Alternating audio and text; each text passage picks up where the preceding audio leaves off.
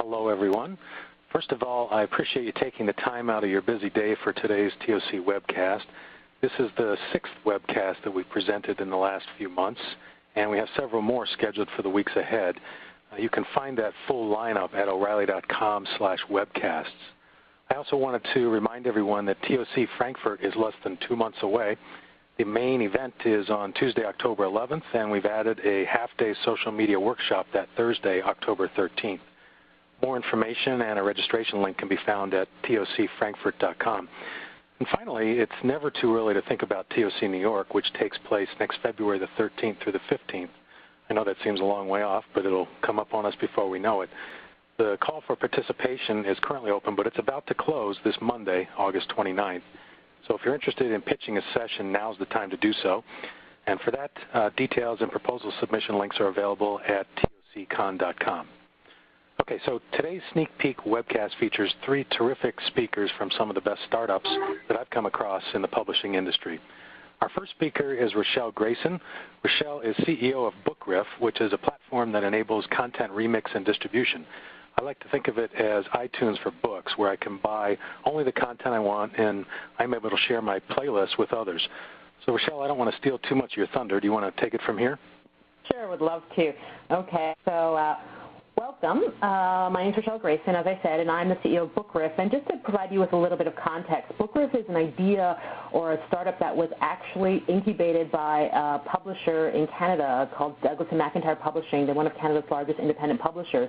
And it really was with this idea to increase revenues for publishers and content owners through easier and more flexible licensing of their content. So without further ado, I'm going to get started and walk you through my presentation this morning because I do have lots to cover. The first thing I want to say is most of us hopefully have seen the recent book stats numbers around the size of the U.S. ebook market that came out only a couple of weeks ago. And what I found particularly interesting was the fact that of the ebook market, only 23% was adult nonfiction. And what we're hoping is that BookRiff is a great tool to help grow that piece of the pie, that segment of the industry, as well as help grow the overall market. So let's go and talk a little bit about what BookRiff is. As Joe so eloquently said, it really is a technology platform that allows both consumers and publishers to remix and resell content. But the real kicker here is that we also ensure that all the original content owners and even contributors get paid for creating these new compilations. And what I want to do here is give you a couple of examples so you can get a sense of how this would be used on the consumer side and perhaps even in more traditional academic circles. The most obvious example is the education space, and we've all had faculty course packs and seen those, and I think those are great tools and a great example of what BookRiff could be used for. But there also are tons of independent workshop instructors and people who are doing similar tools who don't have large universities or large organizations behind them. And BookRiff would allow them to license content, whether that be articles or a variety of other content, and create compilations that their students could then purchase and ensure that all the content owners get paid.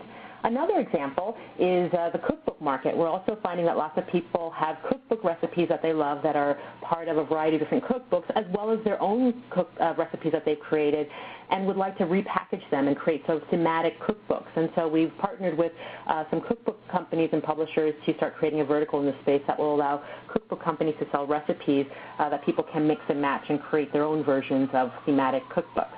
The next area that is really helpful, I lost 135 pounds over several years, and I'm often asked, how did I lose the weight? And health and fitness enthusiasts and even eating people, sort of nutritionists, are always looking at ways of how they can slice and dice content that they can give to people because everyone has their own philosophy. And so the health and fitness area is an area that we're also looking at. The other area that I forgot to add to my presentation is parenting. We're also working in the parenting segment and allowing parents and people who are in the parenting market to create philosophies and books based on content and practices that they think really support their philosophies and what's going on.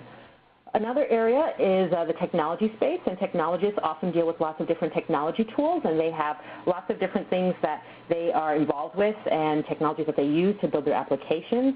We actually, through BookRiff, can allow them to create custom manuals that will allow them to either get their teams or even their customers up to speed on how to use these tools more quickly. To this end, we actually are lucky and we're partnering with O'Reilly Media, and so we're going to be using some of a fair bit of their content in our technology vertical. We're also going after the environmental space. We have partnered with an imprint of Douglas and McIntyre called Grayson Books, and they have a great deal of environmental content, and we're going to be creating riffs and compilations from the environmental space. But enough about how it can be used. Let's talk a little bit about the business model and how BookRiff works. BookRiff has a very simple model. We're a standard agency model. Publishers and rights holders set content prices, and whenever that content is sold, they receive 70% of that price, and BookRiff receives 30% of that price. There is no upfront fees. There are no maintenance fees. There are no production fees. It's just basically it's sort of a transaction-based thing. So any content that is put into the system, our goal is to sell that and make sure that it's found and discovered and further promoted to larger audiences. But let's talk a bit how it works. Basically, rights holders, publishers, authors, and consumers can register their content in what we call the BookRiff licensing and assembly engine. And this engine that we've built manages all of the copyright, permissions, pricing, as well as even content locations if you're working with a digital asset management company. It manages the entire e-commerce transaction, payments, and fees. And then once those riffs are purchased, we make sure that every publisher gets their piece of that pie. It also is an assembly engine which allows people, consumers, as well as publishers to assemble the riffs and mix and match the content as we see fit or as they see fit. And then we have a traditional BookRiff store, which is much like an e-book store where you can search and discover, find your riffs. You can purchase them, you can distribute them, so the riffs, once purchased, can be read in a variety of different e-readers, Nooks, anything that supports Adobe DRM as well as a Kindle, or you can view and read it on the BookRiff site itself. But let's look specifically at the tool, so I'm going to basically pull back the curtain and show you the tool itself and give you some screenshots as to how this actually works. The EPUB, basically, we are right now working with EPUBs predominantly because we're launching with digital only. We will be doing print on demand later this year, which will be PDF and other document formats. We have an upload and check. When you upload an EPUB to our system, we do a quick check to make sure it works with our system. We have a red, yellow, and green system. Anything that's yellow and green can be uploaded to our system. Anything that's red cannot. If you actually click on any of the icons, you will get specific details as to why they either are working or not working. And then once you've decided you're going to upload a specific piece of content, we pull the name of the title from the EPUB itself. Sometimes the file name is not very logical. In this case, it was the ISBN number. We also split the EPUB based on how it's structured. So we automatically split it up into its components, and you as a publisher have the choice as to whether you want that split or whether you only want it uploaded in whole as one whole file. If you split it, we actually will upload both the whole file and all of its elements. Understand that when we split it, that includes the title page, the cover page, the copyright page, and a variety of other things. So when you split it, it takes everything, every section of your EPUB, and it splits it up. Next, we're going to basically look at a sales policy, and sales policy is really what I consider sort of the core engine that we've built. And this allows you as a publisher and a content owner to set the pricing and policies around it. You can select a BookRiff policy. We're going to have some global ones. You can create your own and use any one that you've already previously created, or you can create a new one. And what's included in this pricing policy is a pricing and licensing model. You can assign this to imprints, so you can have several imprints associated with your account. You assign a license, copyright. We have Creative Commons as well as public domain. You can set your region. So if you want Canada, the United States, you want world, you want English language, we have all of those regions selected. It's a sort of drop down, and you can just select the appropriate region for your content. You can set the original file price, and basically this file price is the price of the entire book, if you will. And at the same time, you can also set a price for each of the sections, the notes. We call each section a note. And you can set a note price. Please note that any of these prices can be overridden later on a note-by-note basis. And then we have what we call this Riffer Commission. And a Riffer is the person who basically takes your content and puts it into their Riff, into their compilation. And we see this as, in some ways, a marketing expense. And you can change this. All of these values are set by the publisher. We're recommending 5% goes to the Riffer for really promoting your content and sending it out to their audience and their fans. We also have preview. How much of the content can you preview before being sold? And can you do you want this file to be used for print on demand? EPUBs aren't great, and so we just want to know if you want us to use that or if you'd rather use a PDF.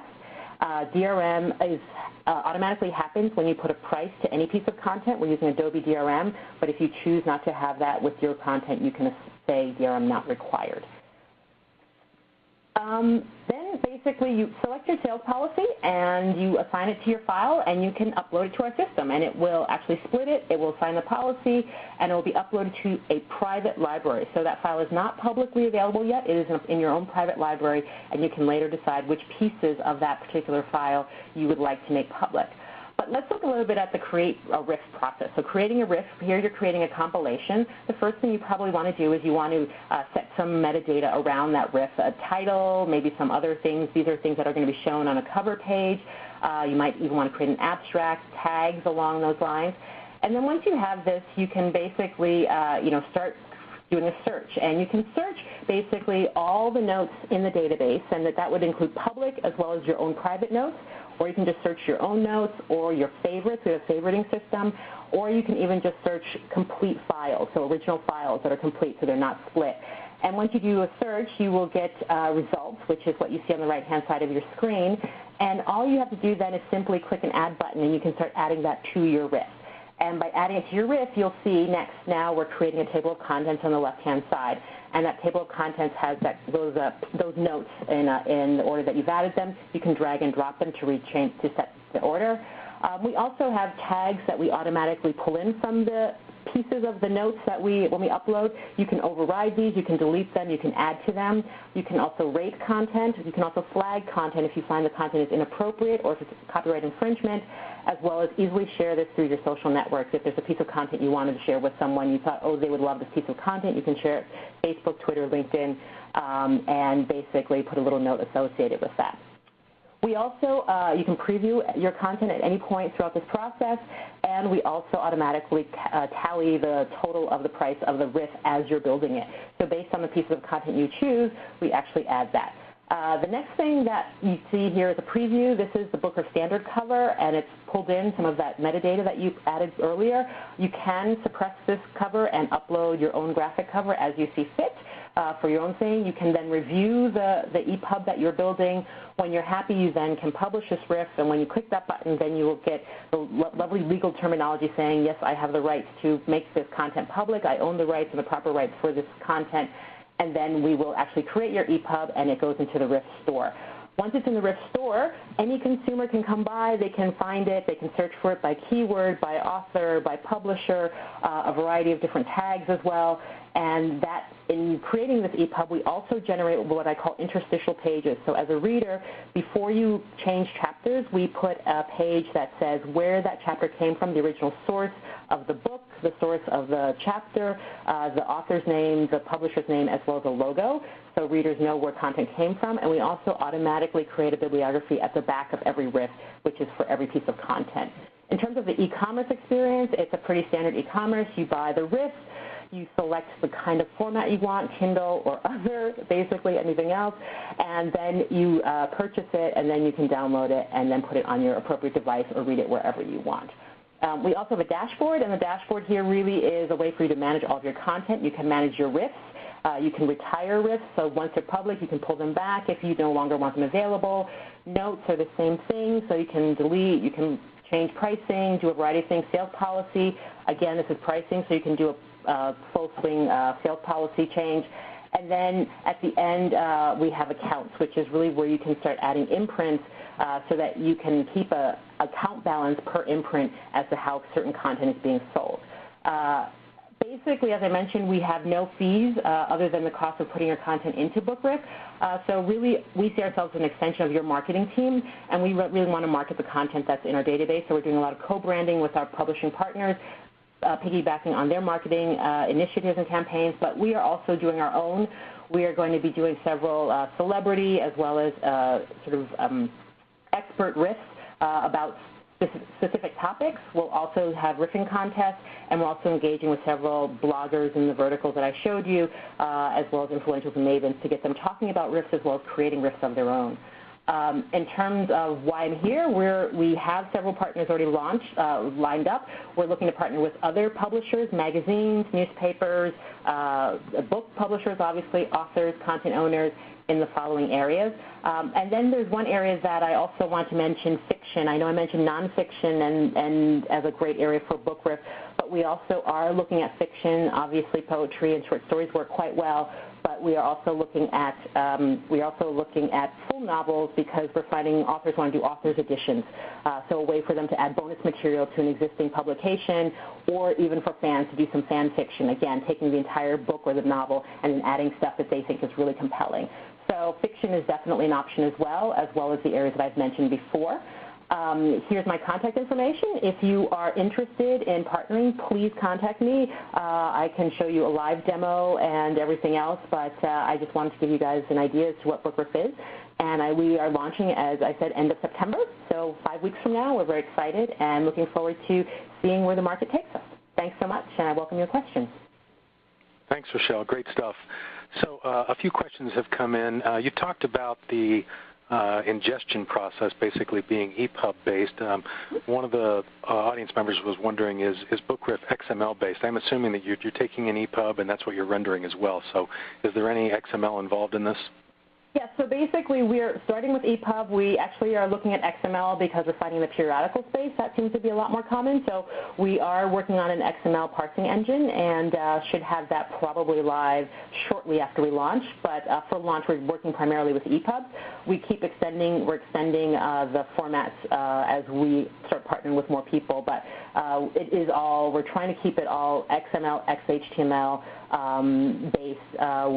We also are building a Word doc parser as well, so that people can upload Word content and things along those lines. But for now, because with launch, we're finding that a lot of the larger publishers, the publishers that we're working with, do have EPUB, so that's the format that we've started with. Okay, great. Another question was when you go live. Obviously, you talked about that at the end of next month, so we've got that covered. Another one that came in, though, is kind of interesting. Would it be possible to do a private label BookRiff for individual publishers? And I think the question here is more along the lines of kind of white labeling your platform and skinning it with the publisher's look, and maybe even just having the publisher's content exclusively on there. Yep. So we've been approached by quite a few publishers who want to do that. We absolutely can. The way we've built our system is actually the client side and the front end was all built with our own using our own APIs, because we figured that would be a question that a lot of people want to have. We'd be more than open to white labeling it and putting it on other websites with only their content. Our only requirement, or what we ask of them, is that once those riffs are created, that they're also available in the BookRiff.com website Riff store, so that it's also discoverable within our bookstore as well. But just putting it on a publisher's website, allowing people to riff content from their specific library, all of that is possible and easily done. Okay.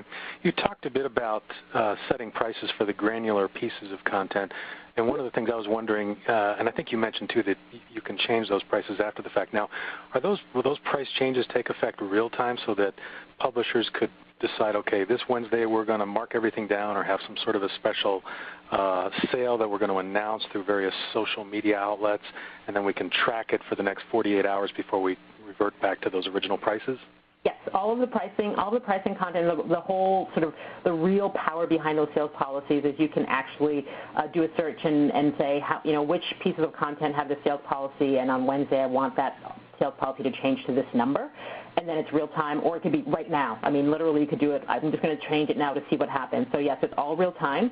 As soon as someone saves that information in the policy, it is applied to all of the notes that are using that policy. So yes, it is instantaneous and it can be done pretty dynamically. Okay, great. Now you may have mentioned this, and if so, I apologize because I missed it, but who absorbs the Riffer's cut, right? So if the publisher says 5% can go to a Riffer, is that absorbed by the publisher, BookRiff, or some kind of an even split?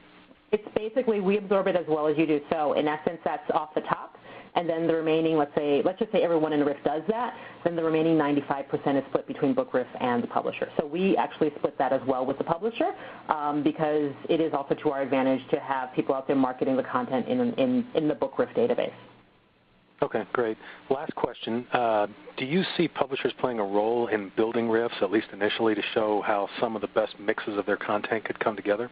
Absolutely, and that's exactly what we're doing now as we're getting ready for launch. It's mostly publisher-driven riffs. So publishers are taking the best of their content and they're just repurposing it, showing what's possible even with their own content, branding it, creating new covers that sort of create let's say, the O'Reilly Riff series. So there definitely is, I think, a role here for publishers to curate the content they have, especially if they also have content across several different imprints or several in periodicals, several different titles or whatever the case might be. So I think that publishers probably will drive this initially a lot more than consumers. That said, consumers have some amazing ideas, so I don't even know where they'll take some of that content. Yeah, good point. Well, again, thanks so much, Rochelle. Really looking forward to the launch next month. Great. Well, so are we. And please contact me. I look forward to hearing from anyone if they have any further questions. Okay, terrific. So our next speaker is Craig Tashman, founder of LiquidText, and I came across LiquidText through a very cool video a colleague recently sent my way. And it was one of those moments where you see a product in action and you say, yes, that's exactly how content editing and sharing should work. Craig, tell us about what you're working on at LiquidText. Thanks so much for the introduction, Joe, and thanks so much for the opportunity to be here. Hi, everyone. I'm founder and CEO of LiquidText, and to sort of step back and kind of go to the beginning, what we're trying to do is help people read and make sense of documents. Now, of course, that's a really, really broad issue, right? But we're particularly focused on documents that are long and complicated and helping people make sense of those. Anything ranging from students trying to understand textbooks to lawyers trying to understand contracts and negotiating. Now, as you guys all know, because you read these types of things regularly, this type of reading involves highlighting, it involves annotating, it involves comparisons, it involves note-taking, flipping back and forth between pages. All these things that require a deeper, more active engagement with the text. And together these are sort of known as active reading. Now, you guys won't be surprised to learn that you're not alone in doing this regularly. It turns out about 30 million or so knowledge workers in the U.S. do this kind of reading on a regular basis. And that doesn't even include students. And you guys also won't be surprised to learn that active reading is oftentimes challenging. But particularly it's challenging with e-readers. E-readers very often lack the flexibility or the power for things like annotation, navigation, so many of the tasks that are important in active reading. In fact, a study out of University of Washington earlier this year showed that when students were given e-readers as textbook readers, it actually failed them in a lot of ways and caused a lot of problems for them. But we wanted to kind of step back further and really understand the challenges that people face with active reading. And so we ran a field study, gave people diaries and had them write down all about their reading behaviors so that we could really understand what we'd need to do in trying to create something better. And we found a few things. One of the things we found was that people struggle with active reading on all media. We might think that, that e-readers rather aren't quite up to PCs or paper yet, but it turns out that everything from an iPad to a PC to even the gold standard paper actually causes people a lot of difficulties when they're trying to do active reading. But what's maybe most interesting is where the problems were. And we found a lot of different categories of problems, but just to give you a quick flavor of a few of them, some of them include things like layout. People have trouble performing comparisons by getting the content they need to see side by side. They have difficulty navigating, moving across documents, moving to the places they need within documents, and let alone expressing relationships between different parts of documents. They have difficulty with visualization, seeing an overview of a document or seeing an overview of a document space. And particularly with annotations, people have trouble making annotations that run into small margin spaces and have trouble arranging and organizing their annotations because they're typically pinned to the page. And people have difficulty even refinding annotations, coming back to them afterwards. And so we kind of looked at all these problems, that underlying these problems is the fact that the media people use are typically far too rigid. They don't give the user enough control over the visualization of content, relationships between pieces of content. And so we said, let's try to create a much more flexible representation that gives the user a lot more control. And we kind of combined it with sort of a secret sauce, and that's multi-touch. Now, people typically think of multi-touch as, a kind of nice novelty on an iPad or an iPhone or things like that. But it turns out multi-touch really makes it possible to take a very flexible, fluid sort of representation of a document and let the user interact with it efficiently, let the user interact with it in a natural kind of way. And so rather than just keep talking about it, let me show you a live demo of LiquidText. And so for this, we're going to use the screen share on my computer here. And let's see, LiquidText I'm going to be showing you the Liquitex prototype. So this is not actually what our shipping product is going to look like, but it's certainly helpful for being able to communicate a little bit about what the technology is like right now. And let me just wait for it to update on everyone's screens here. Okay, wonderful. So again, this is a Liquitex prototype, and to demonstrate it, let's say that you're a journal editor, and this is an article that you've received, and your job is to decide whether to accept the article into your journal. So what might you want to do? Well, one of the things you want to do is be able to increase the saliency of text, and for that, people often do highlighting. And so Liquitex likewise supports highlighting, and I'll just mention that as I move my finger around, you'll see little colored stripes moving along the screen, and that's basically just my finger, so you can kind of follow what I'm doing on the screen. So after I select text, you'll notice I get a little color palette, and I can just in a single gesture control the color of the highlight and control the intensity of the highlight, and we just try to make highlighting really simple. And so let me highlight a couple pieces of text here. Now, highlighting isn't terribly interesting, but we want to at least make it easier if possible than physically opening a highlighter and pulling the cap off and everything like that. But while highlighting is nice, it doesn't really give you a way to maintain awareness of text as you read. So let's say you came across an important definition or an important hypothesis or idea. Well, what you can do is actually pull it off from the document. And let's let that update. Yeah, there we are. You can actually pull it off from the document, and it makes a little copy of it, and you can snap it off and move it into your workspace. And this way you can kind of keep an eye on it as you read. Now let's say we go through the document and pull off a couple of these. Let's say a couple of hypotheses, key ideas, assumptions of the author, and things like that. And now after a while, our workspace might start to get a little bit disorganized. And so what you can do after you've pulled off a few of these excerpts, you can actually start to interconnect them together. And you'll notice when it updates here, you'll notice the way they interconnect is this very liquid, fluid sort of way. And the idea here is to give readers the sense that we're not imposing structure on them. We're not forcing things to be an outline or a list or anything like that. We're really leaving it up to the reader. And it turns out people really like this. So now let's go a little bit further down towards the end of the document. Now, let's say you're near the end of the document and you think you see a contradiction between the conclusion and the introduction. Well, what could you do? Well, you could flip between the intro and the conclusion and compare them in your mind, but that kind of puts a big burden on your memory. What we wanted to do with Liquitex is make things more flexible. So you can actually take 3 fingers and pinch the document together. You'll actually notice it's collapsing together, bringing disparate areas of the text into proximity with one another so that you can compare different areas. Now, for a long document like this, though, that might be a little bit tedious, so I'll uncollapse the text. And what I'll actually do is anchor the bottom of the document in place with one finger and touch the scroll bar with the other finger. And what it's going to do is keep the anchored place stationary, but let me scroll at the same time, so it collapses the document so I can see these 2 areas at once again. And so now let's say I'm looking at this, and I conclude that, yes, there is a contradiction. Well, what can I do? Well, I can select both pieces of text, both pieces of offending text, and I'll, let's say, write there's a problem. I'll make a little comment. And I'll let the system catch up here. Great. So you'll notice what happened. First, it made a little comment box attached to my document. But one of the interesting things about it is it pertains to 2 different pieces of text, which is very unusual compared to the traditional comments that we're used to. The second interesting thing, though, is this comment pertains to 2 pieces of text on opposite ends of the document, which is really virtually impossible even with paper.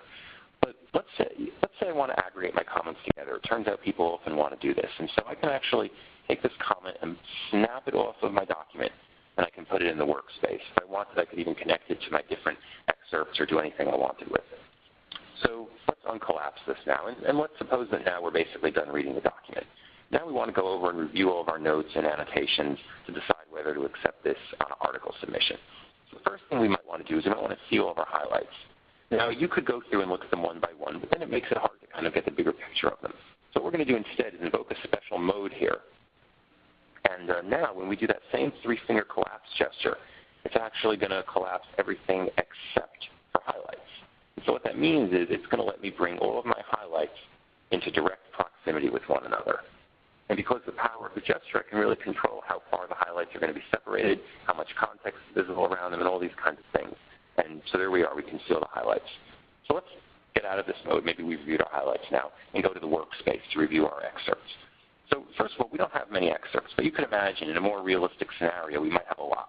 And so we could zoom out and arrange them however we like and see them all together. But the problem is if we see them all together, then of course it's much harder to be able to read any individual one of them. But we want to let people maintain an overview while they read. And so what you can do is you can actually use 3 fingers to create a multi-touch magnifying glass. You can rotate it to change the zoom level, and I'll let the system catch up here. There we are. And you can stretch it or pinch it to change the size of the magnifying glass. So now let's say we want to go read one of these excerpts a little more carefully. We can just put the magnifying glass over it, and it'll zoom it in. There we are. But now let's say I forget where the author cited this, where the author quoted this particular piece of content. You'll notice throughout the interface there are these little arrows. So I can just touch this arrow here and get brought right back to the source of that excerpt. And this is even true. I could touch multiple arrows at once, and it would collapse the document to show me the sources of multiple things in parallel. And this is likewise true for these comments. So we saw that comment we made earlier that pertained to 2 different pieces of text. If I touch the arrow on that, it actually had a little bit of a problem. Okay, well, unfortunately there was just a little bit of a problem with the screen sharing in LiquidText. So basically what it would normally do is it would collapse the document to show you both pieces of content at the same time. For right now, though, let me go back to the demo. I apologize for that. LiquidText and the screen sharing were having some issues earlier, too. So in any case. All right, it's the nature of beta software, right, Craig? I know. It's interesting. We ran extensive studies with LiquidText, and we did not have really any problems with it crashing or anything, even with this research prototype. As I just discovered earlier today, it seems to just have some problems with the screen sharing, unfortunately. The 2 don't get along very well. But yes, this is a great opportunity to test it out a little bit. No problem. So in any case, now that I've shown you some more about what it does, let me tell you, and unfortunately it does several more things that we didn't have time to get to, but let me tell you a little bit about what we plan to do with LiquidText. So what you've seen just now is the research prototype. We're kind of in the stage of figuring out where we really want to target and direct this technology later on. And from our studies, we found people from senior executives to designers to engineers to lawyers were very enthusiastic about it. But one group that we particularly were interested in is students. And we like them because, first of all, they were extremely enthusiastic about the technology. They seemed to think it would suit their needs well. And they also tend to be open to adopting new technology fairly readily. And so we've been thinking about LiquidText as helping students to read textbooks. But we wanted to really understand what impact LiquidText would have on them and whether they would adopt it. And so we actually ran a controlled study where students used LiquidText and more traditional reading technology to read and write some articles. And what we found was there was a very strong preference for LiquidText, again, compared to whatever media people were most used to, be it PCs or paper. Strong preference for LiquidText. They found it vastly better at supporting annotation. They found it substantially better for supporting navigation, content arrangement, and remarkably, they even found it overall easier to use than paper and PCs, even though they've been using these things for their entire lives. So kind of the takeaway from this for us was this was really shocking to us. People typically think about e-readers as maybe approximating the experience of paper, maybe approximating the experience of PCs. What we find with LiquidText is it can actually provide a digital active reading experience that's better than paper or PCs, which is virtually unheard of. So our plan, though, isn't to go straight to releasing a textbook. First, we want to better understand our market, better understand our customers by releasing a general version of LiquidText for the iPad, just for reading PDF documents. And we hope to have this out a little bit later in the year. After that, though, we want to develop a richer, more targeted application, likely for students, and this is going to be more in the range of 2012 to 2013. And so that's basically all I wanted to say for right now. Here's some of my contact information, and I'll take any questions. Thank you so much. Thanks, Craig. So you touched a little bit on this as far as what devices, that was the first question that came in, is what devices will I be able to, I'd be able to use this on. Related to that, though, I was thinking as I watched the demo again here that the platform looks like it's suited for a much larger surface area than the typical tablet. And so do you feel like to get the most out of it, you're going to want to have a full-size monitor, or will there be different types of a UI experience with the tablet with that taken into consideration? Excellent question. And so in the interest of that, in our studies that we ran, we gave people a 17-inch touch screen for using LiquidText, which is indeed a lot larger than the current tablets. In our earlier studies, though, we used it on even 12-inch touch screens, and we found that people used it quite effectively and were quite excited about it.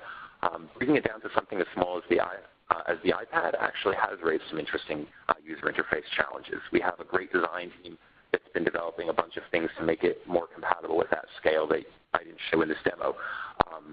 But it does raise some interesting challenges. To your question about what's it most suited for, it's definitely most suited for a very large screen. If you want to really have the best active reading experience, I mean, we have a 30-inch screen where we use it, and we find that that's a little bit large for some people, but people really want something in the range of 21 inches. So on an iPad, this might not be better than any other reading experience, but we think it's certainly going to be better than anything else you can get in the range of 7 to 10 inches. Okay, you know, though, the thing I find with iPad apps and also on my Kindle, which is even more barbaric, I guess, than you know, as far as the user interface is concerned, is that a lot of apps tend to shy away from like pop-up windows to sort of take advantage of the limited real estate and have layers of content there. And I just wonder if that's maybe part of the solution that you could have on the smaller screen. Right, that's a great question. Part of the problem with layering windows is, especially on a small screen, it's very easy for people to get completely lost.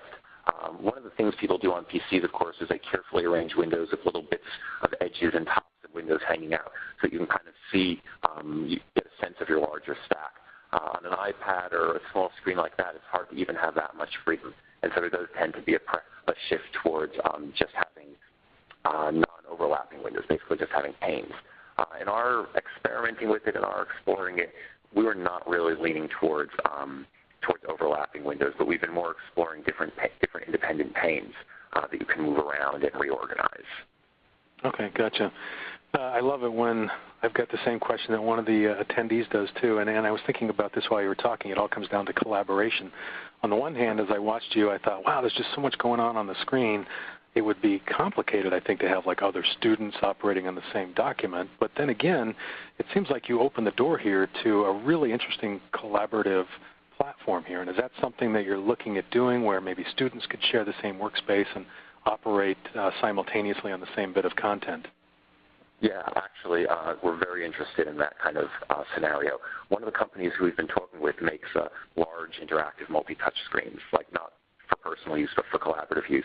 And they've been very excited about LiquidText for meetings, collaborative scenarios, things like that. And we absolutely think it could be very well suited to that. Active reading is typically, or is very frequently done independently, but then shared afterwards. So the idea of students all using it at the same time is very possible. We want to think about that, study those scenarios a little bit more. But very often people might read their textbook, make some sense of it, try to take some notes and things like that, and then go to their friend and say, hey, here's what I was studying, here's what we were talking about in class today. And that kind of thing is a sort of different collaborative scenario, but one I think LiquidText would also be very well suited to. But sort of to really make it well adapted to collaboration, we kind of need to think about exactly what collaborative scenario it is. And I think that's going to kind of come from better understanding our market and better understanding what students are looking for. Right, okay, good point. Last question for you. How much time did it take to train each student to use LiquidText before they could comfortably compare it to paper? Right, that's definitely something I hand-waved over.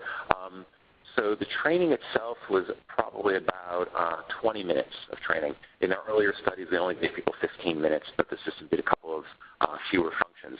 So we find that in about 15 to 20 minutes, people are pretty comfortable with it. Now, obviously, that's not really going to work very well with an iPad app. And we explored things like giving people tutorials and giving people little videos and giving people intro documents. And we found all of those are just abysmal because people are either going to forget the instructions and the gestures, or even if they remember some of them, they're going to forget that some of them even exist, and they're not going to know what's even possible for them to do. So we actually put a lot of design time and effort into creating a sort of scaffolding to gradually help people learn the different gestures and get them up to a place of competence with the software. I don't really have time to go into that too much more now, but the iPad app that's actually released should have some really exciting things in it for helping people get comfortable with this. Okay. So a few other questions kind of rolled in after I said last question. We've got to move on to Paul here. But, Craig, if you wouldn't mind going into the group chat window and answering those directly, I'd appreciate it. Yeah, absolutely. And thank you guys so much for the opportunity to be here again. If you have any questions, please contact me. I'm certainly very interested in speaking with all of you. Okay. Thanks again, Craig. Okay, our final speaker of the day is Paul Canetti. Paul is founder and CEO of MagAppZine. And if you're in book publishing and you assume a company like MagAppZine is only for the magazine industry, you'd be wrong. That's what intrigued me most about Paul and his company. In fact, I think many of the digital content challenges we face in book publishing are very similar to the ones faced in the magazine industry. And even though MagAppZine has already been launched, Paul's here to talk about a significant platform update as well as a new pricing structure. So, Paul, let's hear about where you are with MagAppZine today and what you've got planned for tomorrow. Yes, thanks, Joe, and thanks, everybody, for listening, watching. Great stuff so far. I'm sort of like my brain is still with LiquidText and BookRiff. Really cool stuff. So I have a company called MagAppZine, and we started the company just after the iPad came out, sort of right away seeing the potential here for the publishing industry. And I was coming from Apple before that, and may or may not have known that the iPad was coming around the bend. I'm not allowed to say. But this is, I realize now I should have put my contact information in here, but I'll put that in the chat or something so that we can all be in touch later. So paper is so 2010 is one of our little slogans.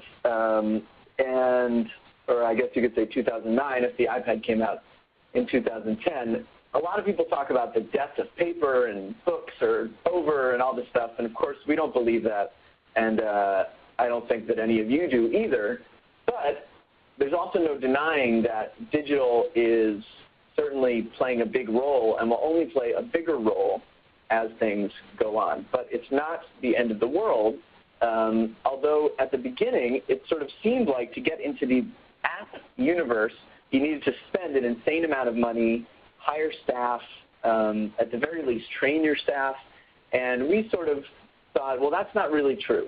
There must be an easier way, and we created MagAppZine. And essentially what MagAppZine is actually a web tool, and this is what it looks like, that we call Mag Control. And again, like Joe said, most of our branding right now is aimed towards magazines, but don't let that turn you off. It very much applies to book publishing as well, and we'll get into that in a second. So if you see here on the left, this is what happens when you log in to MagAppZine. You can add a new issue, you can edit your issues, or you can create a new app. Of course, you would have to create an app before the rest. And when I say create an app, I really mean create an app. So you create your own standalone app that's going to go on the App Store. You choose your app icon and your name, your logo, etc. So this is a standalone app. It's not part of some bigger store, which is a really good branding opportunity and a really good discovery opportunity. So when people are looking on the App Store for your brand, they actually find you. And then you can add your content over time. You log into this Mag Control dashboard and add your content. And you'll see on the right, this is what adding a new issue, or this could be a new book or any sort of content would look like. Just very, very simple, the name of the content, description, the price, the cover date, when you want it to be released in the app. So I could post something today, but maybe I don't want it released till next week or 2 weeks from now. And then it's all PDF-based. So the layout of your original publication stays intact, which is particularly interesting for things that are graphics heavy or layout heavy in any way. So these are, let's see, wait for the slide to load. There we go. These are some screenshots of some apps we've created. And you can see like that big one on the right is a 2-page spread where then you could divide. So it really, layout is the major thing that we're aiming to preserve. And a lot of the competition is sort of just throwing their hands up in the air and saying, well, we don't need layout, right? EPUB, web, HTML5, all that. Nobody cares about layout or design, but we don't really believe that. We think that content is important, but also the way it's presented is equally as important, and we think that should be preserved. So if you look here, these are the things that we are rolling out next month, And this is, as Joe said, our 2.0 release. So we launched in April with sort of a basic app that allows you to upload these PDFs and then people can read them. But now what we're adding is multimedia and links. So all of a sudden this content is going to be able to come alive in a way that takes advantage of the iPad format, which is a major feature request that we were getting from publishers. We're also going to have integration with iOS 5 Newsstand, which we'll talk a little bit about, which again, you might not think is necessarily applicable to the book industry, but I think that it's actually a huge opportunity for publishers of all types. Basically, Newsstand, above all else, is a mini app store specifically for publishing-related apps, and that's going to sort of shine the spotlight on publishers. And then we're also unveiling a brand new pricing structure that I'm going to talk about today for the first time, which is extremely exciting. Okay, book publishing apps. So, you know, the Kindle Store app, for instance, iBooks, these are bookstore apps that have every book ever, or at least the ones that are in there. What we're looking at are brand-specific apps. So just some points here. iBooks, Kindle, they don't allow for branding, right? You're sort of lost in the shuffle. Whereas a specific app for your company, it could be for an author, it could be for a particular title or series, it allows you to group books by any of those things, publisher, author, topic, or really anything that you want, and you're sort of determining the company you keep. And these mini bookstores will really, I think, are going to be a way to sort of differentiate your content. As it is, the iBooks store and the Kindle store, just really, there's a lot of stuff in there. So this is a much better opportunity. And not only that, but with the multimedia, it allows your content to come alive. And again, with iBooks and Kindle and some of these other stores, the Nook, you're still just reading flat content. So if we go to the next slide here. Okay. So I'm going to talk a little bit about our multimedia and links tool. Starts with a PDF. So we upload it, just like that screen we saw a few minutes ago. Fill out that simple information, the name, the price, when we want it to be released. But there's a new part of Mag Control, which lets you literally draw links onto the page and then decide what sort of content will be there. So these are the 4 types of supported content. And actually, we just added this week, email is going to be there as well. So what these 4 different types are, page means you can have a link elsewhere in the publication. So for instance, a table of contents can link directly ahead, or any page can reference any other page within that publication. Web loads a website, which can be anything from an advertiser's website to extra content, a photo gallery, a little behind-the-scenes sort of thing, an interview with the author, could be anything.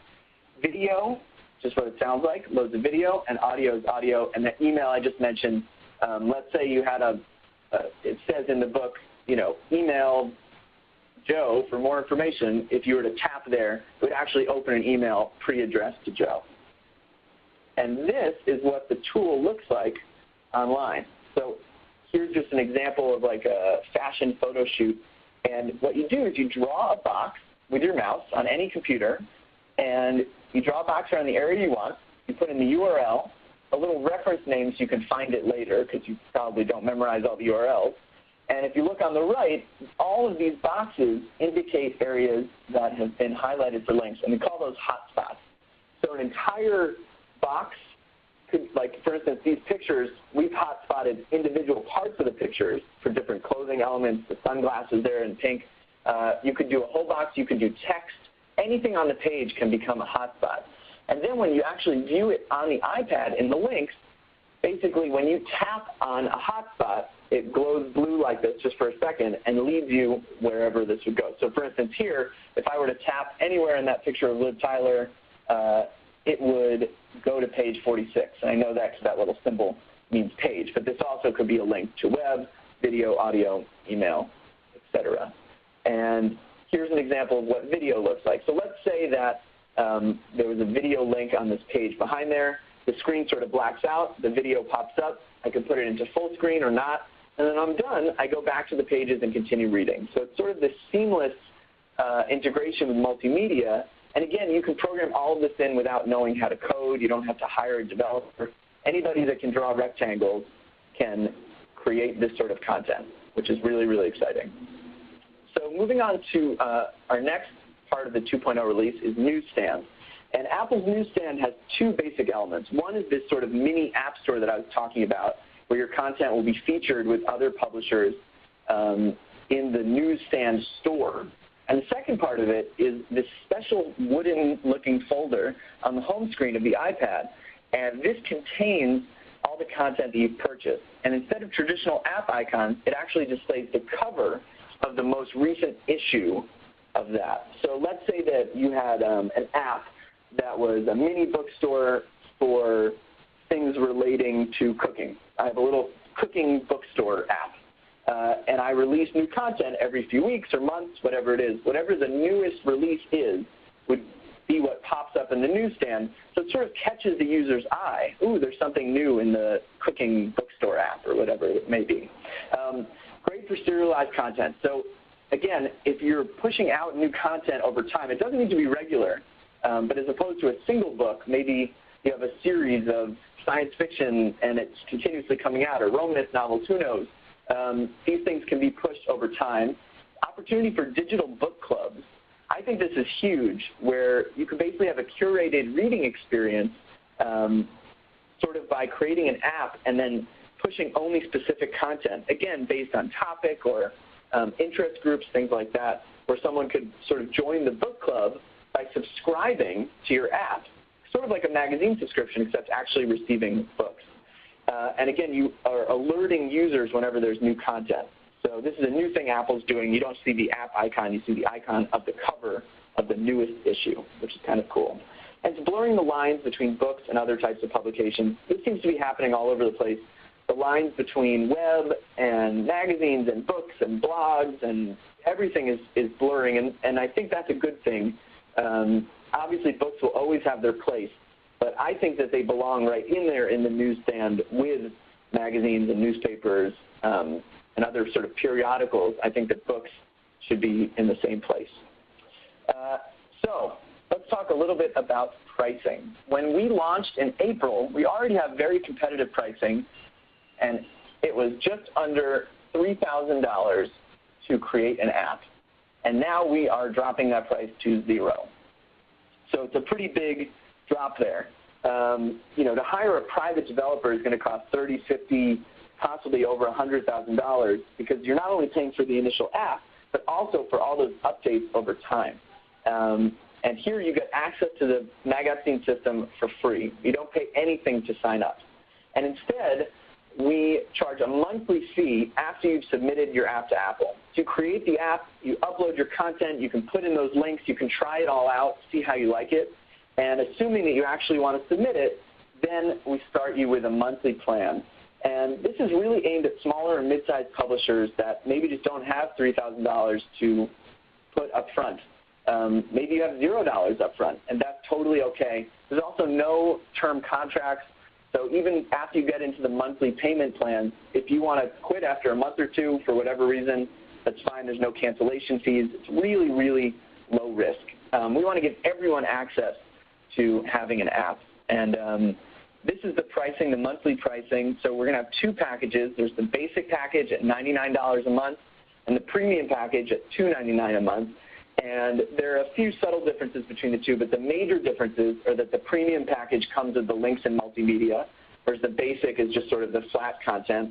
And it also has some other custom branding opportunities, like a custom launch screen and some other things on the back end as well, like daily statistics and reporting as opposed to monthly statistics and reporting. And I'd be happy to share sort of a whole comparison chart between the two. But you can sign up for free and then join the basic app package or the premium app package, and you can always upgrade or downgrade over time as well.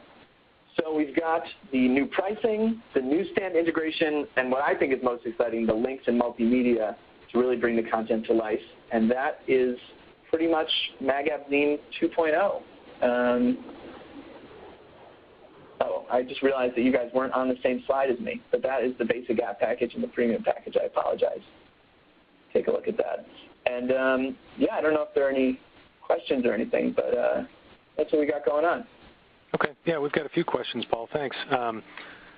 And the first couple are kind of related. One of the viewers was just saying you can kind of preserve the layout of print but provide the interactivity of the web. And the other person was saying, so essentially does this mean that my PDF can be more than just a basic ebook? And did I understand it right, that your app can help me make it into an enhanced ebook? And I think that's kind of the point of this, right?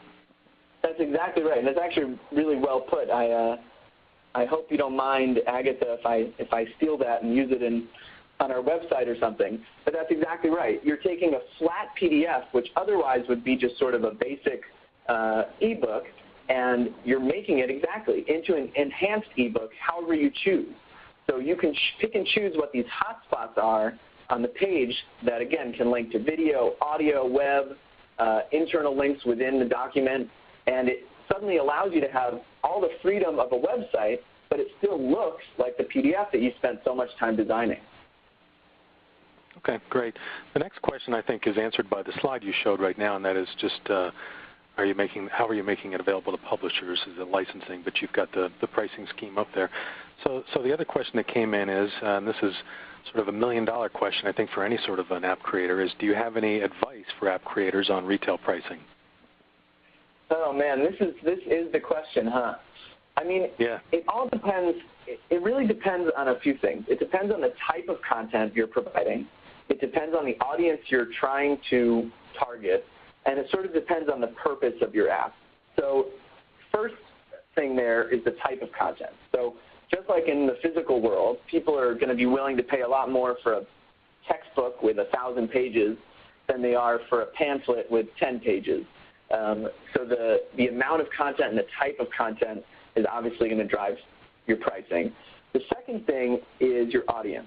So if you have, a readership and they're loyal to the brand, they're used to paying for your content, then you could probably get away pricing it a little higher than if, let's say, you're a new publication, you're trying to hit a newer audience or a younger audience, or you'll know better than anyone who you're targeting. And the third thing is the purpose of the app. So it's really, it's funny.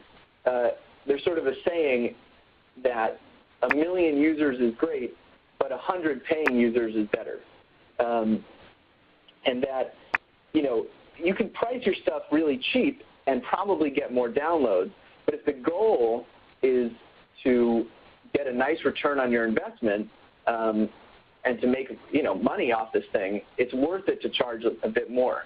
Whereas if it's more of a marketing tool, something to sort of round out the brand, then I would say price it lower because you're going to get more eyes on your content. And again, that's sort of a business decision more than anything. In the magazine industry, I think that $2.99 an issue is the sweet spot. In the book industry, I'd say $9.99 is the sweet spot. But again, if all of a sudden you come out with a $4.99 book that in every other store is $9.99, your costs here are pretty low. So you can probably get away with it. And I think subscriptions are unbelievably interesting as well.